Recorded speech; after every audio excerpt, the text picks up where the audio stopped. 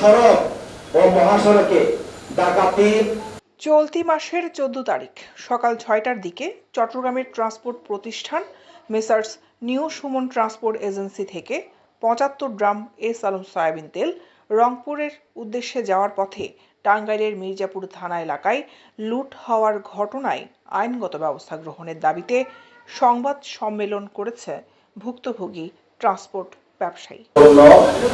উদ্ধারের দাবিতে আজ 27 নভেম্বর বুধবার চট্টগ্রাম মেট্রোপলিটন সাংবাদিক ইউনিয়ন মিলনায়তনে আয়োজিত সংবাদ সম্মেলনে লুট হওয়া মালামাল উদ্ধার ও আইন শৃঙ্খলা বাহিনীর কঠোর হস্তক্ষেপ কামনা করে ভুক্তভোগী ব্যবসায়ী আলী আকবর শিকদার। এই ঘটনায় সরকারি সহযোগিতা কামনা করে তিনি বলেন, মহাসড়কে ডাকাতি ও ছিনতাই উদ্বেগজনকভাবে বৃদ্ধি পেয়েছে, যার কারণে ট্রান্সপোর্ট ব্যবসায়ীরা ভবিষ্যতে তাদের ব্যবসা পরিচালনা হুমকি হয়ে দাঁড়িয়েছে। এই ব্যবসার সাথে লাখ লাখ মানুষ জড়িত। এতগুলো মানুষের পরিবারের দিকে তাকিয়ে আমাদের বাঁচান।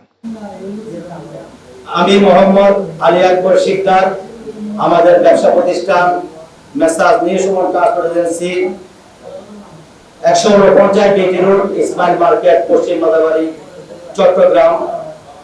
আমার সাথে উপস্থিত আছেন গত 14 নভেম্বর 24 তারিখ বৃহস্পতিবার আনুমানিক সকাল 6টা হইতে 6টা 10 মিনিটের সময়ে টাঙ্গাইল জেলার মির্জাপুর থানার আওতামুক্ত এলাকা থেকে 7-8 জনের একটি ডাকাত দল উক্ত গাড়িতে টাকা 75 গ্রাম সয়াবিন তেল লুট করে নিয়ে যায়, যার বাজার মূল্য কালী প্লাস্টিক দামের দাম সহ আনুমানিক 24,50,000 টাকা। উদ্ধারে প্রশাসনের হস্তক্ষেপ কামনায় ও লুটকৃত পণ্য উদ্ধারের দাবিতে প্রয়োজনীয় ব্যবস্থা নিশ্চিত করার দাবি।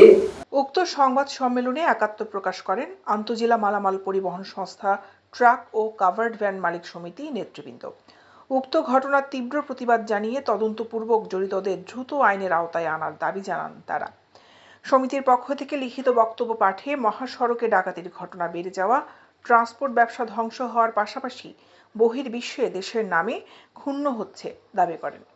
সংগঠনের সাধারণ সম্পাদক চৌধুরী জাফর আহমেদ বলেন, এইসব ঘটনায় পুলিশ প্রশাসন অক্লান্ত পরিশ্রম করে চক্রের কতিপয় দুষ্কৃতকারীদের আটকের পর সুনির্দিষ্ট অভিযোগের ভিত্তিতে কারাগারে প্রেরণ করলেও রহস্যজনক কারণে জামিনে বের হয়ে একই অপকর্ম জড়িয়েছে তারা। তাদের কঠোর হস্তে দমন করা উচিত। সড়ক মহাসড়কে চুরি ডাকাতি এত বেশি বেড়ে গিয়েছে, কোথাও আমরা প্রতিকার পাচ্ছি না। আমি ওনার মার্কেট ব্যাপার আমি দিয়েছি ঢাকা রেঞ্জ, ওনার সাথে কথা বলেছি, ওসি মির্জাপুরের সাথে কথা বলেছি। ওনারা বলছে আমরা চেষ্টা করতেছি, বাট অধ্যাপতি কোনো সুফল আমরা পাই না বা উনিও পাই না। যদি এই অবস্থা চলতে থাকে তাহলে আমরা পণ্য পরিবহনের সাথে সংশ্লিষ্ট ব্যবসায়ীরা ব্যবসা বন্ধ করে দেওয়া ছাড়া আমাদের আর কোনো উত্তন্ত থাকবে না। বর্তমানে চোর চক্র যারা আছে তারা যেভাবে মানে কোনো ডেসপারেট কি যেভাবে মানুষের যে ট্রান্সপোর্টের মালগুলা কে বিভিন্ন জায়গায় হাইজ্যাক করতেছে, এই হাইজ্যাক থেকে পরিত্রাণ পাওয়ার জন্য আজকে সাংবাদিক সম্মেলন। দৈনিক আজাদী নিউজ ডেস্ক।